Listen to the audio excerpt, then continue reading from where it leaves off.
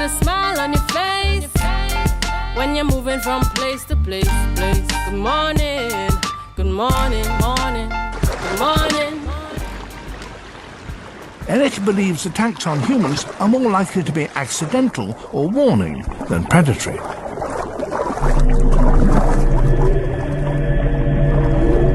The shark's behaviour here seems to support his case. Even with food just centimetres from his feet, they don't attack. Eric believes this is because they usually need 3 cues to prompt a bite: the right smell, sight and sound.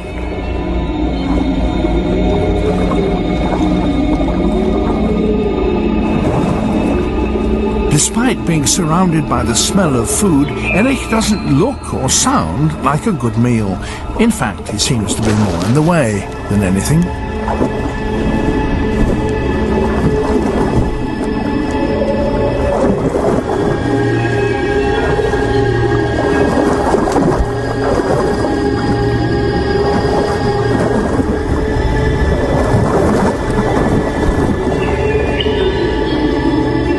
Eric is so confident the sharks won't bite, he ups the stakes by producing factor 2, sound. When swimming, we generate a low-frequency noise similar to a struggling fish that might whet the shark's appetite.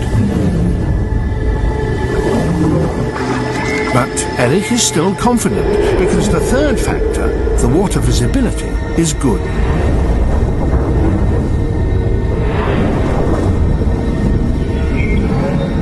If this was murky water, a flash of his white leg might look like a fish underbelly and cause an attack.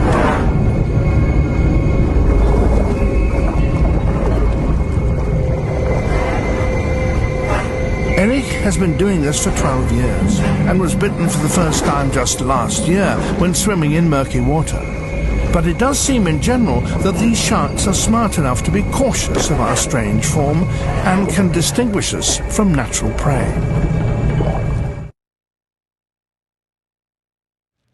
And we're back here at Tobago Updates this morning. Thank you for those just joining us, and thank you for those continuing to be with us here this morning on Tobago Updates. We just heard from Ms. Solomon about her marine biologist perspective on the shark attack that happened in Tobago recently. Now we are here with Fisherman, Vice President of the All Fisherfolk Association, Mr. Junior Quashie. Good morning, Mr. Quashie. Hi, good morning. Good morning. And how are you this morning? I'm fine. I'm great. Now, viewers, I could tell you that Mr. Quashie is excited to get into this topic. The video that you just viewed was somewhat his personal opinion on why the shark attack happened, or how it would have happened, or what contributes to what happened where that tourist was attacked by the shark. So we are here to hear his expounded views on that video. So firstly, we'd like Mr. Quashie, he will tell us about himself and how he is able to tell us his opinion on the shark attack from a fisherman's perspective. Hi, good morning again. Junior Quashie's name, All Fisherfolk Vice President Tobago. Yes. I've been in the fish industry for over 45 years. So I fish for maybe 35 years, and then I get into the business of fishermen, seeing fishermen problem, assisting fishermen.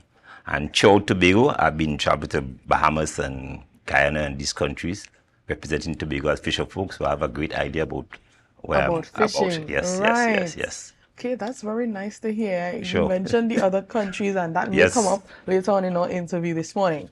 So in your personal opinion, why do you think that that attack occurred?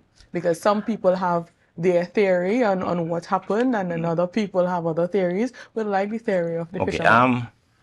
Sharks is not bad as people think they are, right? It had to be something that triggered that shark to make the attack. Now, if that water is clean and pretty, that shark will not do nothing to you. And I think one of the problem is that people have to remember, and THA need to understand it likewise. Plymouth is a nesting area for turtles. Turtles are very rank.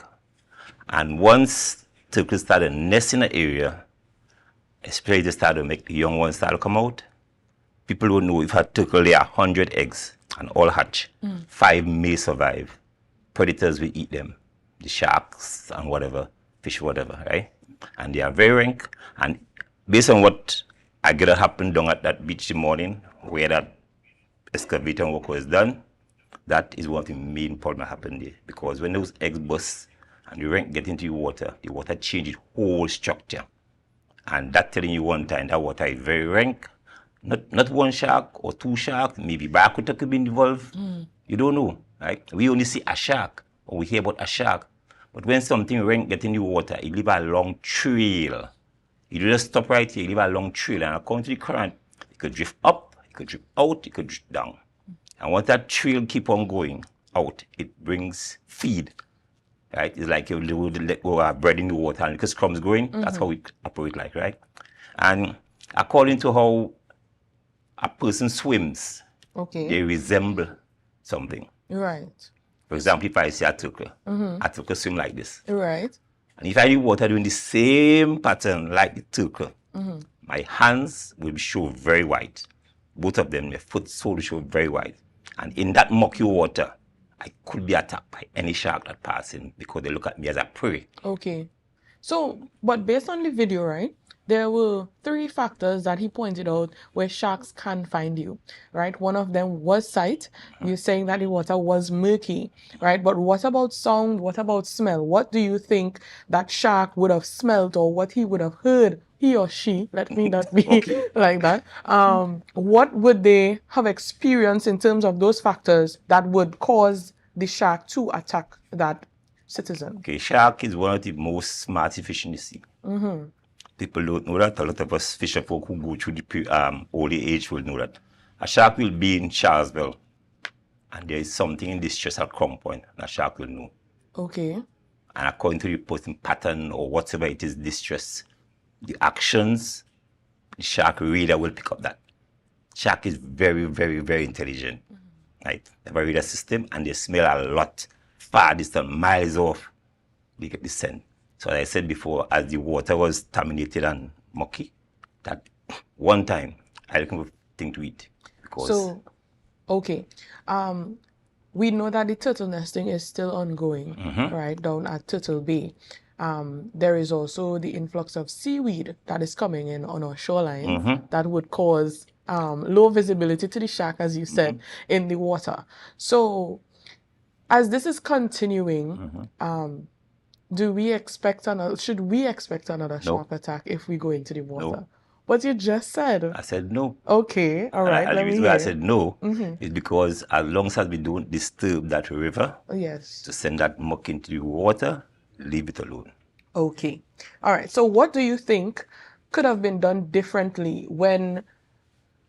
Now, a lot of people are saying that it had to be that the shark was interfered with. We don't know what happened there in the situation. But from your perspective, especially looking at the video that we just saw, he was very calm. Our marine biologist also explained that sharks could get very excited very easily. So in terms of the video, in terms of what she said this morning, as a fisherman, do you think, what do you think could have been done differently to avoid the shark attack? The only thing that will be done differently is what started from land. Right. Right? If everything is nature, when the sea blocks the river mouth, it's for a purpose. Okay. When the rain falls, you got to bust it out at due time. Once you interfere with nature, most time they are chain link down the road that affect us. Right? Costa have river mouth that blocks, Palevere, Charlesville, all the river mouth block. And sometimes there's just barely seep through for a purpose, a filter down through the river. Right? And if you just make a sudden bust, remember it's a sudden bust of all of these things, just we need for the EMA, whosoever they are, to do the right thing. Let people know the rivers belongs to the authority. Yes. Right? No one is allowed to go and do them what happened, what they think, what they think they want to do. Right? And the EMA must do their job. Fisher folk at far have a lot of knowledge about these things, right? Yes, because you all are on the water. Yes, we are on the water, we are on the front, and nobody contacted us. To get your opinion. No opinion, right? A lot of people tell us that because they have maybe cash, or they maybe know somebody where they do what they want.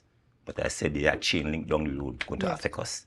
Okay. If we do the right thing, don't think about nothing will happen. Okay. and we're good to go with a party. So you mentioned that the fishermen were not contacted. Let me just throw this in. Do you think that a partnership should form between the Fisher Folk Association, as you are the vice president, and the EMA in terms Sure, of making these decisions? 110%. So So you're so accurate, right? yes. Because I did ID, EMA does, should I say, if we have to go to, like fishermen fit coming up, we have to go to the EMA pass just to have function AD. It's every paperwork. But yet, EMA is right there. A man coming and bust through a river, bust through this and do everything. EMA is no there. So I see that Mr. Quashie is, of course, excited, because I am as well, for the next interview, right? So I'll just do my best so that we can focus on what exactly happened in the water. You can expound of course, in the next interview to come. Yes. So my next question to you: do you think that our environment may foster another shark attack? I mean, you said that you said no to the shark coming back, but the environment is still murky. The turtles are still nesting. Turtle nesting is not the issue. Okay. Once the EMA don't give permission or people don't do what they want with the environment, things going to go nice. Okay. Right? How often rain fall? When the rain fall, it takes its course and goes through the river gradually. Right? The rain going to come down, water going to mix, and things is so nice that sometimes we don't know how mixtures go. When the rain fall, as soon as water going to what you have and mix it and bring it to how it want and how to go in the river and how to go in the sea. It not just a sudden burst of. As I said again, there will be no more shark attack. Don't worry about that. No Alongside the EMA, and we work together, and they said, okay, we're on this by river. No, you can't like that. You need to filter it out. And little do people know, that water from the river was filtered in the sea. Okay. Through the sun. Clean. It was not sudden bust. All right. As we bring our interview to a close this morning, well, this part of the interview, of course, what advice do you have? What can be done to prevent any further shark attacks that might happen in the future? Bring ADFA into play, discuss with ADFA before you do what people want to do on the river. EMA, working with THA, we are going to work with anybody for the benefit of Tobago. Not only fishing, anything to protect fishing in Tobago. We are 100% agreeable to work with anybody. And should the ATFA come into play here, right, after, let's say, the decision has been made to have you all go forward in giving advice to the EMA, what will you now put forward to avoid these attacks? I wouldn't say advice, give advice, assist. Assist. What would your assistance look like if you are to partner with the EMA? We are going to sit around the table and discuss and give you all and give everybody the plan that we have. We don't just give away anything like that just on, because people take our idea and run with it. All right. A lot of times it happens. So the plans are coming to come? Yes, the plans. We have plans for all of these things. We know knowledge about certain things, so we could talk about it. All right, Mr. Quashie, thank you so much for joining us this morning. Thank you for sharing your views on what the shark attack looked like, from a fisherman's perspective, of course. Thank you. Right? Mr. Quashie was here. For those of us just joining, Mr. Quashie was here speaking on the recent shark attack that we had in Tobago by the bull shark, right? He will be here as we continue on our program. So before we go to a break, I encourage our viewers to share the live, share the live, share the live.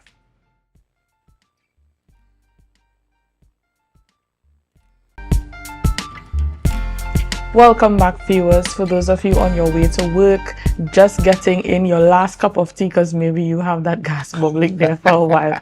I want to thank you so much for joining Tobago Updates Talks this morning. We continue on with Mr. Junior Quashie. He is, again, the Vice President of the All Fisher Folk Association, and he'll be telling us a little bit about we just discussed his perspective on the shark attacks. We'll now get into the legal ramifications that has resulted from the shark attack and what he thought what illegal fishing might have caused this shark attack. So we get right into it.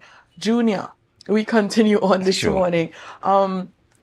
There was a video circulating with some young men who had caught a plethora of fish, and that included a lot of sharks. What is your perspective on this? Do you think that it should have been done? It shouldn't be done? What do you think would have caused such, an increased motivation to catch so many sharks?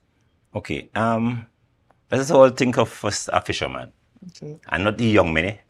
The people who catch the fish was fishermen. Okay, fishermen. From here, from Tobago, who make a living by fishing, right? In Tobago, there are, whatever, 100%, 1% that fish shark, Okay. right? 1% of 100 come like a fair long time. This is your rough statistic. Yes, I knew that. Okay. I knew that, right?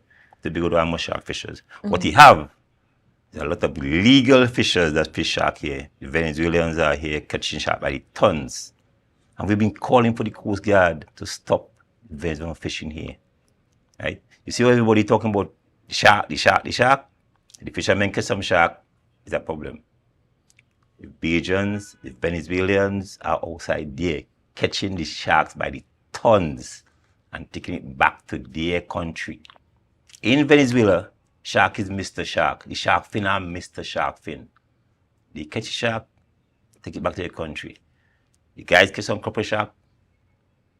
And I don't get them wrong, because at the end of the day, we were saying we need to protect Tobago.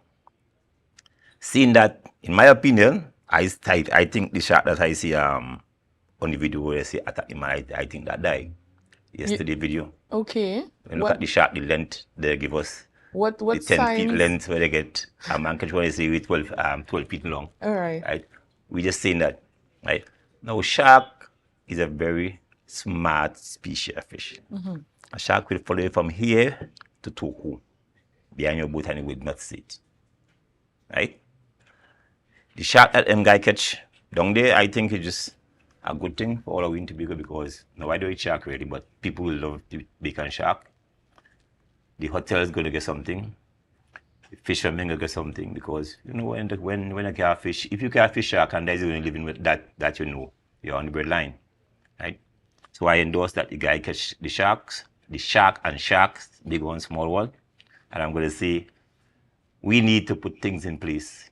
If we don't want that to happen, find another way to assist the man. Because if a mango tree bearing 1,000 mango, and I pick up 2, and the next rest go somewhere else in another country, what happens? The country bills are hybrid, right? Right. So we are saying the couple shot that the guy catching, not much, just couple sharks. I could tell you a couple sharks, they don't get 1,000 pounds, overall counting. It may look because it's couple big one and size one make up, but it's not much shark that. I love the fishermen catch a shark. Because I could go and swim the freely right now. Anybody could go and be right now. Anybody. You are confirming that we can go and Yeah, bathe. man. Yeah, I could swear for that. I tell you, right, nothing will happen again. Alongside we do the right thing, nothing will happen. Okay.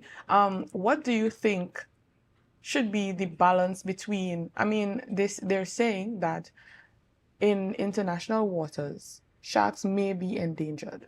So where we have increased our catch or intake of shark, do you think this might have future ramifications? We're not increasing. You all are not increasing. Nope, not increasing. How often shark does catch? That question. And whosoever make that alarm is supposed to ask that question or find out is statistics about it. I could tell you for the year that amount of shark had not been caught in Tobago. Shark is not everyday fishing, like once a month, once every 3 months, according to the moon and the tide and the year and the water condition. All right. And then you mentioned that the construction site at Turtle Bay might have caused the attack, right? Could you speak on what you think should happen down there to stop any future shark attacks? Because, the construction is ongoing, right? The construction hasn't stopped. The water is still murky. There is still seaweed in the water, etc., etc. So from the legal side of things, as a fisherman, what do you think the EMA should put into place to avoid this from happening? EMA need to do their job. EMA to lead with alpha. when coming to sea, make sure that everybody cross the T and dot the I. For too long, we have too much construction going along in and around the waterfront. That is illegal. Somebody somewhere on top may know somebody, and that's it.